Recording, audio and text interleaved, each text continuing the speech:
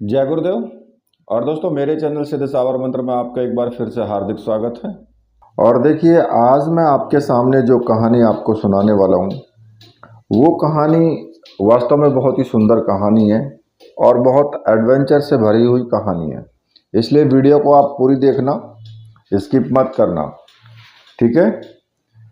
तो देखिए, आइए कहानी शुरू करते हैं।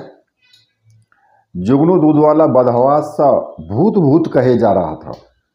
उसे देख करके कुछ गली के जो बच्चे थे उसके पीछे दौड़ पड़े और कुछ महिलाएं भी उसके साथ हो ली। सब एक ही बात पूछ रहे थे कि जुगनू भैया क्या हुआ, जुगनू भैया क्या हुआ। लेकिन जुगनू कुछ बोलने की हालत में नहीं था। अब दयाल सिंह जो प्राइमरी के मास्टर थे उधर से गुजर रहे थे और उन्होंने देखा कि उस मोड़ पर ही वो अपनी साइकिल की गति जो उन्होंने तेज कर दी और आगे से भाग करके जल्दी से जुगनू को पकड़ लिया। क्या हुआ जुगनू भैया? वो भूत वहां पर। जुगनू की ऐसी हालत देख दयाल सिंह के पास ही पोखर के से जो है एक बच्चे को पानी लाने के लिए बोला और जुगनू को जबरदस्ती नीचे पकड़ करके बिठा लिया और जुगनू के मुख पर छींटे जो है पानी के छींटे मार करके वो बोले कि आराम से जुगनू, आराम से, ये बताओ हुआ क्या है। जुगनू बोला, भैया मधुर के घर में भूत है। जुगनू अपने दोनों हाथ हवा में उठाते हुए बोला, भूत? मधुर के घर? उन्होंने चौंकते हुए पूछा, आराम से बताओ क्या देखा तुमने जुगनू? दयाल सिंह ने जुगनू को संयम करते हुए और उससे पूछा, मैं रोज की तरह दूध देने गया था। रोज ही मुझे बर्तन बाहर रखा मिलता, उसी में मैं दूध पलट देता। आज कोई बर्तन नहीं दिखा तो आवाज लगा दी, लेकिन जब बहुत देर तक कोई भी जवाब नहीं मिला तो किवाड़ खटखटाने के लिए जैसे ही मैंने हाथ रखा तो वो अपने आप खुल गया और अंदर अंदर भैया मधुर की जो पत्नी है वो बैठी हुई रसोई पर में बैठी हुई थी और उसके पेड़ जितने लंबे हाथ आंगन में बने हैंडपंप से पानी भर रहे थे। इतना कहते ही जुगनू फिर से डर के मारे कांपने लगा। क्या बकते हो? ये सुन तो मास्टर जी के भी होश उड़ गए। सच कह रहा हूं भैया, रोजी रोटी की कसम खाते हुए जुगनू ने अपने गले की गेंटी पर जो है हाथ रखा। अब गांव के कई लोग और भी जो है इस बीच आकर के जुगनू की बात सुन चुके थे, क्योंकि वहां पर भीड़ लग गई थी। हम सबको मधुर के घर चलना चाहिए, सबने एक ही स्वर में कहा। तो मास्टर जी ने भी हामी भरते हुए, सिर हिलाते हुए जुगनू का हाथ पकड़ के वो भी सबके साथ हो लिए कि मधुर भाई, हाँ, मधुर को इसी नाम से जाना जाता था। क्या औरतें, क्या बच्चे, क्या आदमी, पूरा कस्बा उन्हें मधुर भाई कहता था। माता पिता का देहांत तभी हो चुका था जब वो स्नातक के विद्यार्थी थे।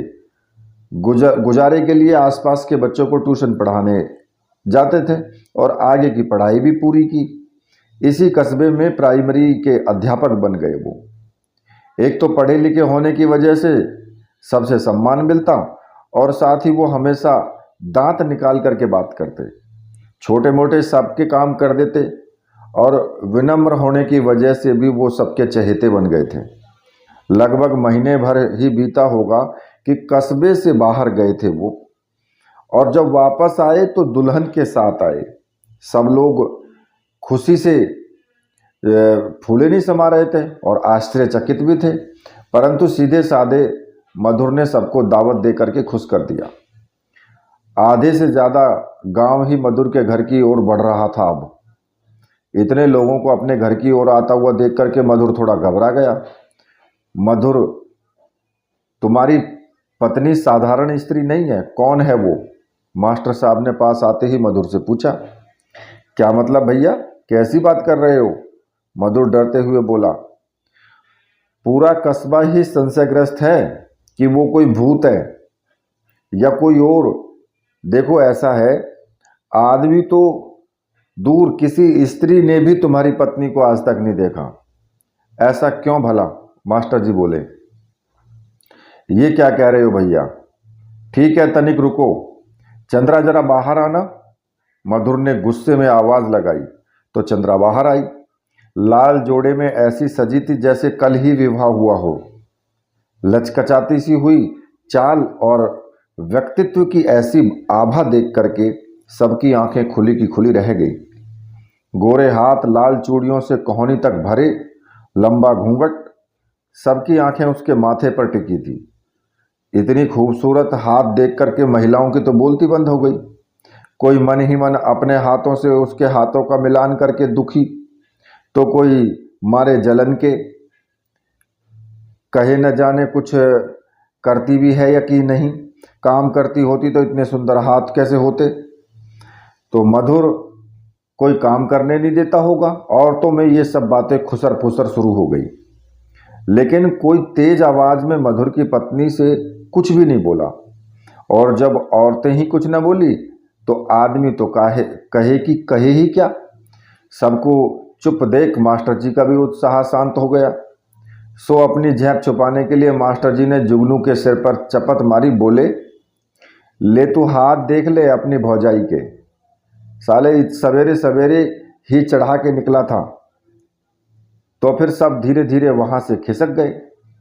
सबके निकलते ही मधुर ने अपनी पत्नी को टोका, आगे से होशियार रहना, दरवाजा खुला ना रहे कभी।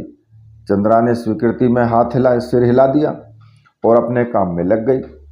मधुर की अच्छाइयों से कस्बे के लोग ही नहीं, चंद्रा भी प्रभावित होकर के आई थी।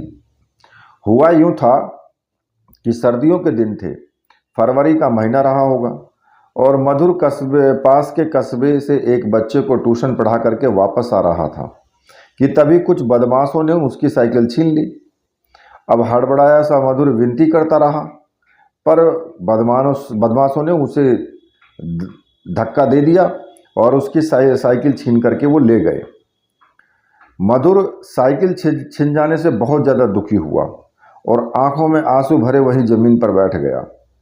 इतने में किसी का हाथ उसके अपने कंधे पर उसने महसूस किया और मुड़ करके देखा तो बहुत ही सुंदर महिला गहनों से सजी हुई उसे देख करके मुस्कुरा रही थी। क्या हुआ, इतने परेशान क्यों हो? उस महिला ने पूछा। उन बदमाशों ने मेरी साइकिल छीन ली, तो रोते हुए मधुर ने कहा, बस इतनी सी बात। और इतना कहते ही अगले पल ही साइकिल मधुर के सामने। अब चौंक गया मधुर एकदम से, आंख फैलाए अभी अभी हुई घटना पर वो विश्वास नहीं कर पा रहा था। खुशी और आश्चर्य के साथ क्या कहे, कुछ कहते नहीं बन रहा था, पर यह सोचकर कि कहना तो चाहिए, इस औरत का धन्यवाद करना चाहिए। मधुर ने अपनी झुकी हुई नज़र उठा करके देखा तो वो महिला वहां नहीं थी। इधर उधर देखा पर वो कहीं पर भी उसको मधुर को दिखाई नहीं दी। तो मधुर जो है घर वापस चला आया। अगली सुबह जैसे ही उठा तो देखा पास में ही गर्म चाय रखी हुई है। घर में उसके अलावा कोई और था नहीं। फिर चाय कौन रख गया, बहुत सोचा। फिर लगा कि कोई स्कूल का बच्चा ही रख गया होगा। जब भी कोई बच्चा उसका दिया हुआ ऐसा कोई गृह कार्य नहीं करता तो मधुर को प्रभावित करने के लिए अपने आप ही उसके छोटे मोटे काम कर देता, ताकि मधुर की पिटाई और डांट से वो बच सके। मधुर ने मुस्कुराते हुए चाय पी ली और तैयार होकर के स्कूल चला गया।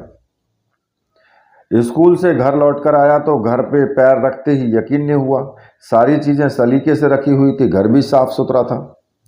मधुर अचरज से पूरा घर देख करके बार बार देख रहा था उसको, और दिमाग में सोचते सोचते जब थक गया तो लेटे लेटे मधुर सो गया। स्टोव चलने की आवाज़ से उसकी नींद खुली तो देखा स्टोव पर चाय उबल रही थी, लेकिन रसोई में कोई नहीं था। मधुर ने अपने छोटे से घर का कोना कोना छान मारा, कहीं कोई ना था।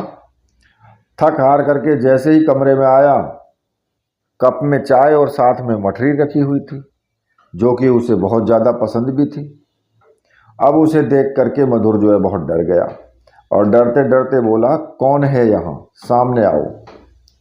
उसे न तो कोई आवाज़ सुनाई दी और ना ही कोई उत्तर मिला। रात हो गई। इस वक्त किसी बच्चे का उनके घर पर आना मुश्किल था। मधुर डर गया और फिर उसने सोचा कि मैं कहीं बाहर भाग जाऊं। ये सोचते ही जैसे ही वो दरवाजे तक पहुंचा तो दरवाजे में भीतर से ताला लगा हुआ था। उसने खोलने की कोशिश की लेकिन दरवाजा नहीं खुला। डर से मधुर रोने लगा। कौन है यहाँ? कौन हो तुम? क्या चाहते हो? उसने कई बार बोला लेकिन अब भी कोई उत्तर नहीं। वो बहुत देर से उस दरवाजे पर ही बैठा रहा।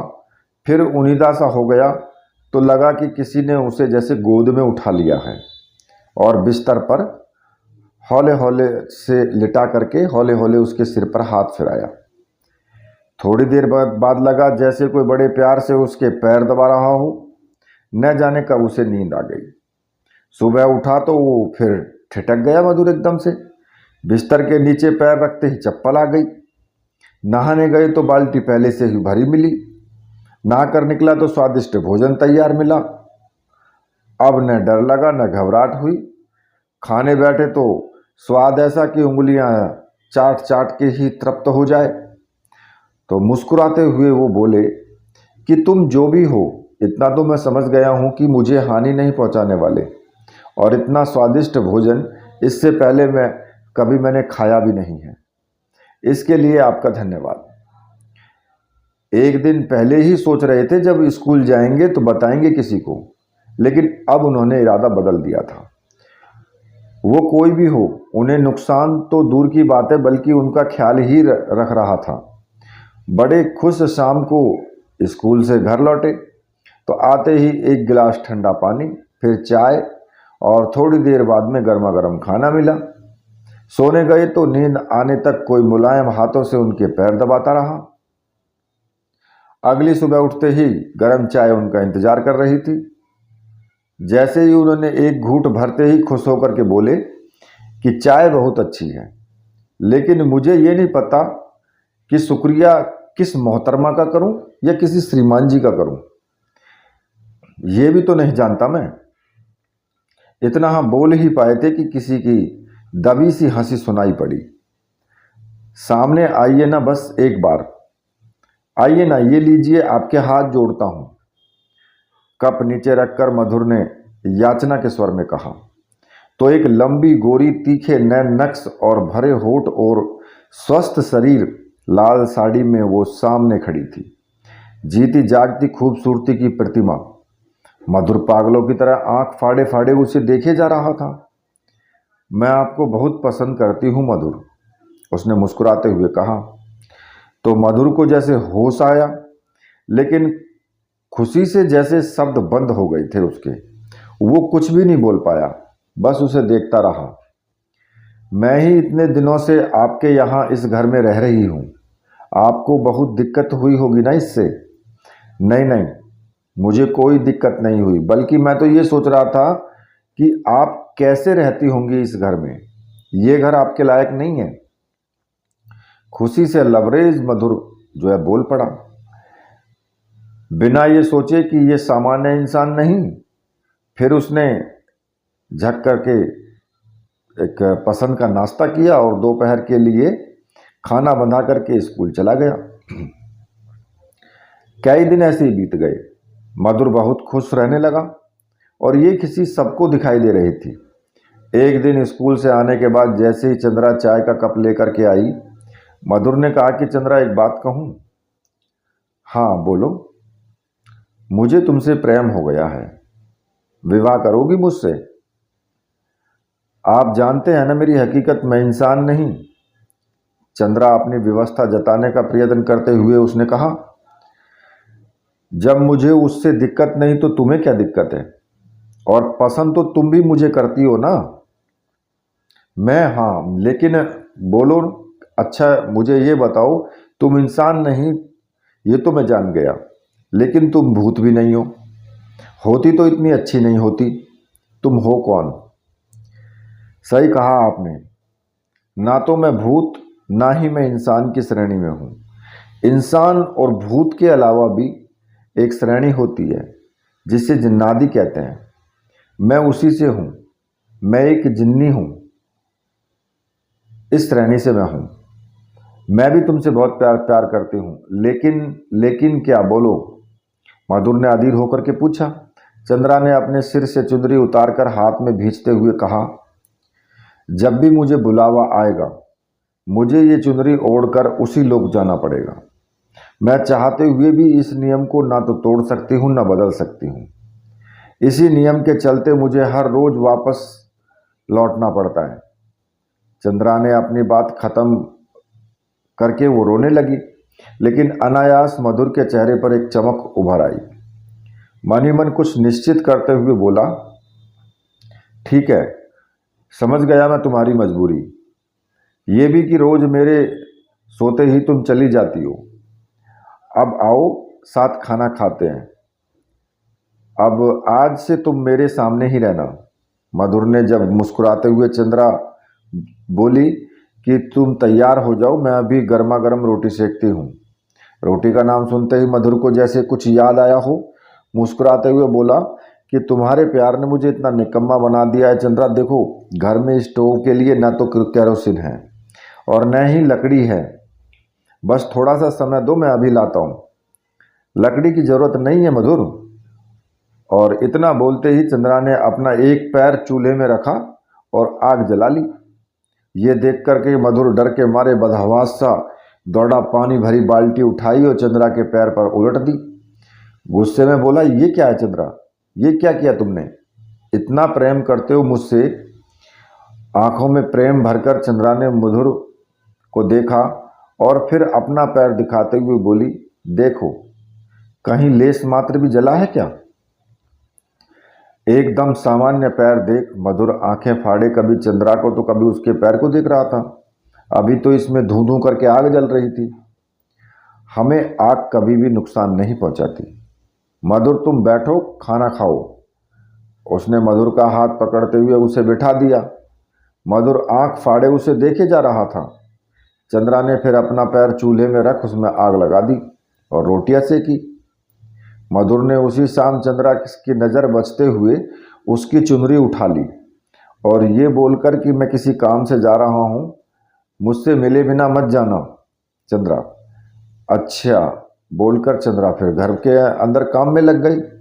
मधुर ने घर के पीछे ही एक गहरा गड्ढा खोदा और एक बक्से में चंद्रा की वो चुनरी रख करके गड्ढे में गहरी वो दबा दी और वापस आ गया। जैसे कि होना ही था, चंद्रा पागलों की तरह अपनी वही चुनरी जो है वो ढूंढ रही थी। मधुर को देखते ही वो उसके पास आकर के घबराई हुई सी बोली कि मधुर, मेरी चुनरी चुनरी नहीं मिल रही, मेरे जाने का वक्त हो गया है, तो बिना चुनरी के चली जाओ। मधुर ने आजमाने के लिए कहा, तुम्हें बताया था ना बिना चुनरी नहीं जा सकती मैं, तो रुक जाओ। मैं कैसे रुक सकती हूँ मधुर? वो बेबसी जताते हुए बोली, मेरी बनकर रह जाओ, ब्याह कर लो मुझसे चंद्रा। मधुर के इस सख्त लहजे से कुछ भान हो गया चंद्रा को। तुमने, इसका मतलब तुमने मेरी चुनरी छिपा दी है। मेरी चुनरी मुझे दे दो मधुर, मजाक नहीं है ये। आंखों में गुस्सा देखकर मधुर का इरादा कमजोर ना हुआ। मैं भी कहाँ मजाक कर रहा हूँ चंद्रा, सच्चा प्रेम करता हूँ तुमसे। ये जीवन तुम भी नहीं जिया जाएगा मुझसे अब, और तुम्हें रोकने का अगर यही उपाय है तो यही सही। ये ठीक नहीं है मधुर, बिल्कुल ठीक नहीं है। मेरी कमजोरी का फायदा उठाना चाहते हो। उस चुनरी की कीमत मेरे लिए क्या है तुम क्या जानो। फायदा फायदा फायदा तो तुमने उठाया मेरे जज्बातों का। जब मन भर जाएगा तुम तो चली जाओगी, और फिर कौन जाने कि लौट कर भी आओगी या ना आओ, तब मेरा क्या होगा बताओ। मेरा क्या होगा उस वक्त? बोलो, कोई कीमत है मेरी? मतलब मेरे प्यार की कोई कीमत नहीं है। मधुर, तुमने छिपा दी है मेरी चुनरी। वो चीखी। हाँ चंद्रा, मैंने ही छिपाई है तुम्हारी चुनरी। या तो मेरी जान ले लो इसी क्षण, या विवाह कर लो मुझसे। जिस हाल में भी हूँ तुम्हें पता है, कभी भी शिकायत का मौका नहीं दूंगा। प्रेम करता हूँ तुमसे चंद्रा, और हमेशा करता रहूँगा। भावुक मधुर की आंखों से गिरते आंसू देख चंद्रा कुछ नहीं बोली। वो आगे बोला, नहीं रह पाऊंगा तुम्हारे बिना चंद्रा, नहीं रह पाऊंगा। उसे यूं पागलों सा रोते देख चंद्रा ने विवाह की हामी भर दी। चंद्रा के स्वीकार करते ही मधुर जो है खुशी से नाच उठा और मधुर गांव में सबसे ये बोलकर कि कुछ काम है गांव से बाहर, कस्बे से वो बाहर चला गया। वहीं एक मंदिर में दोनों ने विवाह किया और वापस आते ही सबकी शिकायत खत्म करते हुए मधुर ने पूरे गांव को दावत दे दी। दोनों प्रेम से रहने लगे। चंद्रा कभी भी न थकती, हमेशा स्वस्थ और सजी धजी रोजमर्रा के सभी कार्य वो एक ही जगह बैठे बैठे वो मिनटों में कर डालती। कभी किचन में बैठे बैठे अपने लंबे हाथ से नल के नीचे एक बर्तन धो लेती, तो कभी मधुर से उसके सामने बैठे बातें भी करती रहती और किचन में खाना भी बना लेती। मधुर को ये सब अब सहज लगने लगा। वक्त बीतता रहा, लेकिन चंद्रा किसी से भी मिलने के लिए सहज महसूस नहीं करती। इसलिए मधुर ने किसी भी जान पहचान वाले या किसी भी कस्बे के निवासी को चंद्रा से मिलने नहीं दिया। बस उसे खुद के साथ उसे घुमाने के लिए ले जाता। वक्त बीतता रहा और एक दूसरे के प्रेम में डूबे दोनों सालों बीत गए। चंद्रा ने कभी भी मधुर को शिकायत का मौका ही नहीं दिया, ना ही मधुर के प्रेम में कोई कमी आई। इसी बीच चंद्रा ने एक बच्चे को जन्म दिया। मधुर के पांव जैसे जमीन पर नहीं पड़ते थे, वो जैसे आसमान में उड़ने लगा। बड़े प्रेम से चंद्रा के नाम पर उसने अपने बेटे का नाम चंद्र रखा। चंद्रा अपने बेटे को सुलाती तो आंगन में और वहाँ पर हाथों से थपकी देती रहती और उसी समय जो है खुद मधुर के सामने खड़ी होकर के वो बातें भी करती रहती। चंद्रा हमेशा खुश रहती और सजी धजी खुशबू से महकती रहती। मधुर को ना तो कभी चंद्रा से कोई बीमारी सुनने को मिलती, ना ही कोई चिड़चिड़ाहट और ना ही कोई शिकायत। अच्छे दिन पंख लगा के बड़ी जल्दी उड़ जाते हैं। समय जैसे पलक झपकते बीत गया और बेटा विवाह योग्य हो गया। एक सुंदर और सुयोग्य कन्या से मधुर के बेटे का विवाह तय हुआ। सबके सामने चंद्रा सामान्य तौर पर काम करती और जब सब सो जाते अपनी शक्तियों की मदद से रात में ही सारा काम रिश्तेदारों के उठने से पहले ही वो कर लेती। सो काम में कभी कोई हड़बड़ाहट नहीं हुई। जिस दिन बारात घर वापस आई, चंद्रा मधुर के पास जाकर के बोली, क्या आप मुझसे खुश हैं एक पत्नी के तौर पर?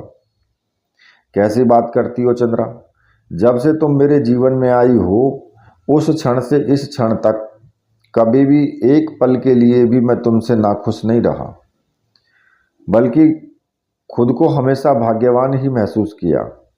आज क्यों पूछ रही हो? मधुर ने पूछा।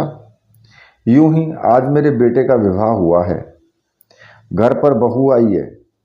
इस समय से ज़्यादा खुशी का समय कब आएगा? मेरा आज नाचने का बहुत मन है मधुर, मैं अपनी चुनरी ओढ़ करके आज जी भर के नाचना चाहती हूँ। चंद्रा मन उभार करती हुई बोली।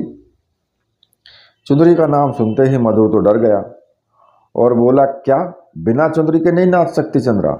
बिना चुनरी के तो मेरा श्रृंगार अधूरा है मधुर। पूरा महसूस ना करते हुए मैं कैसे नृत्य कर सकती हूँ? मधुर का मन आशंकाओं से भर गया। फिर सबको झटक कर मधुर ये सोचते हुए कि मैं भी बेकार में डर रहा हूँ, बेचारी की चुनरी कब से छिपाई है मैंने और इसने आज मांगी है। आज जब मेरे बेटे की शादी है। भावुकता में वह मधुर ने दौड़ता हुआ गया। मधुर घर के पिछवाड़े और गड्ढा खोदा, बक्सा खोला और चुनरी लेकर के चंद्रा को उसने दे दी। चुनरी पाकर चंद्रा की आंखों में आंसू निकल आए। मधुर, बहुत प्रेम करती हूँ तुमसे, तुमने मुझे बहुत खुश रखा, हर सुख दिया मधुर। मधुर को एहसास हो गया कि बहुत सालों बाद चुनरी पाकर भावुक हो गई है चंद्रा। फिर चंद्रा ने चुनरी ओढ़ी और चुनरी ओढ़ चंद्रा बहुत नाची। वो नाचते नाचते सबके बीच आ गई और देखते देखते हवा में ऊपर उठी और उठती ही वो चली गई और पलक झपकते ही सबकी आंखों से हमेशा के लिए वो ओझल हो गई। ये एक जिनी की प्रेम कहानी है। तो देखिए, ये कहानी जिन भाइयों को पसंद आई है वो कहानी को लाइक ज़रूर करें, चैनल को सब्सक्राइब करें। अगली कहानी लेकर के फिर आपके सामने उपस्थित होऊंगा। तब तक के लिए राधे राधे।